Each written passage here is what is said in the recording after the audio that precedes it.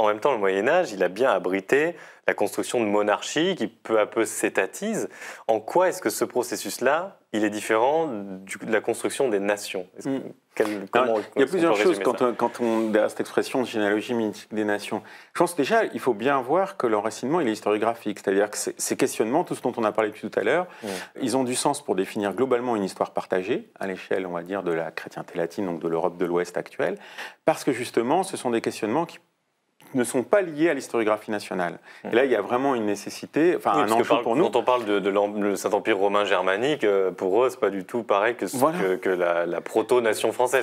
Tout à fait. C'est-à-dire qu'en fait, le problème, c'est qu'on reste très souvent, on relie le Moyen-Âge à l'aune des histoires nationales contemporaines, et en particulier dans le cas français, de la grande geste de l'État, depuis la monarchie jusqu'à la République. Et tout est vu au prisme de l'État, y compris d'ailleurs chez des historiens comme Duby, où en fait son histoire de France, elle reste monarcho-centrée en quelque sorte.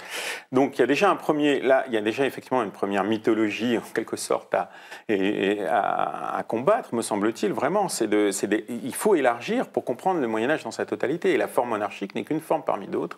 À côté, il y a l'Empire, il y a les villes, il y a qui des est précoce, destinées. Surtout en France et en Angleterre, mais pas tant que ça. Voilà, c'est une histoire, pour le coup, il y a une singularité là de l'espace de la monarchie française et de la monarchie anglaise, qui sont d'ailleurs pas superposables l'une l'autre, mais où la forme étatique a été précocement importante. Mais c'est pas le tout de l'histoire, et surtout pas, pas le tout du Moyen-Âge. Ça, c'est un premier niveau. Puis un niveau plus politique, c'est qu'il y a deux généalogies mythiques. Il y a la généalogie des racines chrétiennes de l'Europe, avec cette idée que la chrétienté serait aux origines de l'Europe, et pourtant, vraiment, et c'est aussi un des enjeux du livre, de montrer qu'il y a d'autres chrétientés. Que oui, il y a une chrétienté latine qui a sa voix propre et spécifique, mais il y a une chrétienté grecque, il y a une chrétienté géorgienne, il y a une chrétienté éthiopienne. Et donc, parler de racines chrétiennes, ça a du sens à condition qu'on relativise l'appropriation du christianisme par l'Occident. Et puis, le dernier niveau, c'est celui que vous disiez, c'est la question de la généalogie des nations. Alors moi, par rapport vraiment à ce que vous disiez, je pense qu'on peut établir une généalogie des États, pour le Moyen-Âge, mais l'État et la nation ne se confondent pas. Et l'histoire, c'est essayer de repérer justement dans la longue durée le moment où un État parvient à faire nation. À fabriquer une nation. Voilà. Ou à l'inverse, une nation parvient à faire État, parce qu'il n'y a pas qu'un processus. On voit bien aujourd'hui, par exemple, des sociétés qui se revendiquent comme nationales en Catalogne ou en Flandre, elles se revendiquent du Moyen-Âge. Mais pour le coup, là, ce sont des nations qui cherchent un débouché étatique. Le cas français, c'est l'inverse. Et dans le cas français, objectivement, aujourd'hui, personne parmi les historiens pourra dire qu'il y a une nation française constituée au XVe siècle. Certes, la guerre de Cent Ans, dans le face-à-face avec l'Angleterre, on va dire, à poser des premiers jalons, mais qui concernent quelques élites. Et en fait, l'attachement, il y a un symbole parfait, l'attachement des populations, il est à quoi? Il est à la dynastie. Il n'est pas à la nation. Jeanne d'Arc ne se bat pas pour la nation France. Vous voulez dire que quand Éric Zemmour parle de la France de Milan, en fait, il raconte un peu n'importe quoi, ou de la France des gentes-dames et tout ça. Oui, parce que cette France, elle est en perpétuelle recomposition. Et on aurait dit à Jeanne qu'elle défendait la nation française, elle se serait étonnée. Elle défendait le roi de France. J'évoquais Éric Zemmour, je plaisantais à moitié parce qu'il a appelé son parti Reconquête. On peut terminer là-dessus. Évidemment, ce qui est convoqué, c'est l'imaginaire de la Reconquista. Justement de cette péninsule ibérique où les Arabes, les musulmans étaient installés.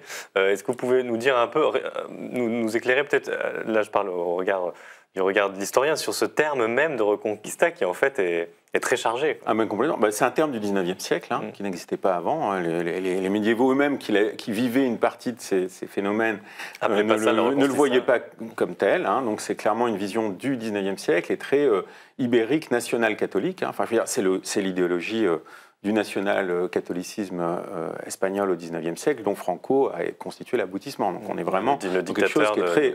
depuis les années qui est le franquisme de la deuxième moitié du XXe siècle. Et quand même, donc on a ce bloc-là qui est très fort et qui est très connoté quand même idéologiquement. Et ensuite, sur le fond, en fait, l'inconvénient de ce terme, c'est que bien sûr qu'il y a une conquête chrétienne. Je dirais conquête plus que reconquête, parce qu'en fait, c'est une conquête d'espaces qui ont vécu pendant des siècles dans le cadre d'une autre société, d'une autre domination. Et ce qui est intéressant, c'est que les conquérants ont voulu eux-mêmes la faire passer pour une reconquête. C'est-à-dire qu'ils se sont posés, eux, alors qu'ils étaient très divers. Il y a plusieurs royaumes, il y a plusieurs séquences, il y a une complexité chronologique qui est assez forte, et surtout, il y a une période...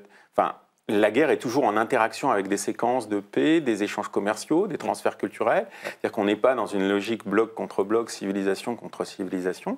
C'est vraiment complexe, dans la longue durée. Et tous les historiens de l'Andalousie montrent à quel point, typiquement, c'est une terre de mixité. Voilà, c'est-à-dire qu'en fait... Et puis, il y a eu des sacs et des ressacs des deux côtés, d'ailleurs, avec des périodes d'intolérance, des périodes de plus grande tolérance. Donc, ça écrase tout ça, cette vision par la reconquête, de manière vraiment excessive. Et puis, ça occulte la dimension idéologique de tous ces rois ibériques qui ont voulu effectivement présenter leur conquête comme le retour à l'Espagne du royaume visigothique avant la conquête arabe. Comme s'ils rentraient dans leurs droits. Quoi, voilà.